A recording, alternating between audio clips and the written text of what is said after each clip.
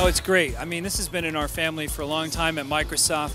We're all huge fans of the game, and we're taking the best of the franchise. We're taking that core RTS gameplay that we love from Age 1, Age 2, Age of Kings, and we're combining it with MMO aspects, things where people are visiting each other's cities and traveling and trading and doing quests for each other and with each other.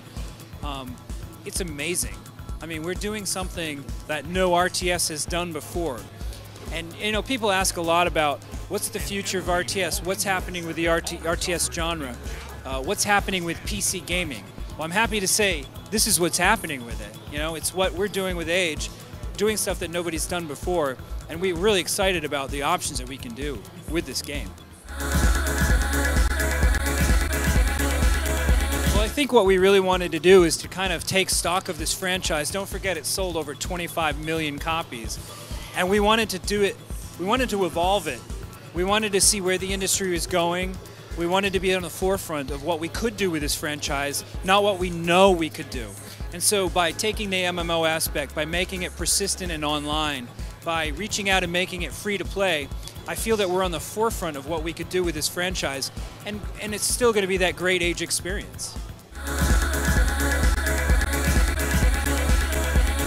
Well, I could show you, but the short version is what we're bringing is a new aspect of this MMO meets RTS. I mean, it's something that's never been done before. You have a capital city that you can grow. You have an economy that you can create within your city. You can visit other people's towns and sell things to each other. You can trade, and then you can accept quests, kind of like in our MMO, where you're going out into the game world. You come back to your capital city, you can spend those experience points on how you want your own civilization to level up. What's cool about that is that not only can you get a ton of customization within a civilization, but we're launching with two civs, the Greeks and the Egyptians. Those have wildly different tech trees. So the way that players can customize not only within themselves, within their own civilization, but between civilizations, just gives a huge amount of customization for everybody, which is great. Well, I think, you know, everybody's very familiar with consoles. Connect was a huge surprise for everybody and a great surprise. We're all very happy to see it. But PC gaming is not dead. I mean, I think a lot of us don't realize how much we rely on the PC for games. Some people like Facebook games. Some people like hardcore games that you can only get on PC and you can't get on the console. And with Age, it's free to play.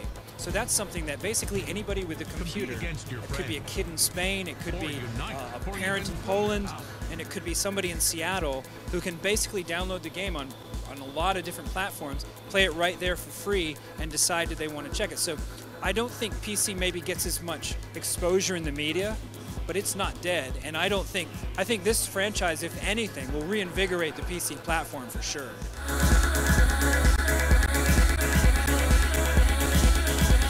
Yeah, I think there's three reasons that we've chosen the graphics that we did. One, this is a new game. It's not Age 4.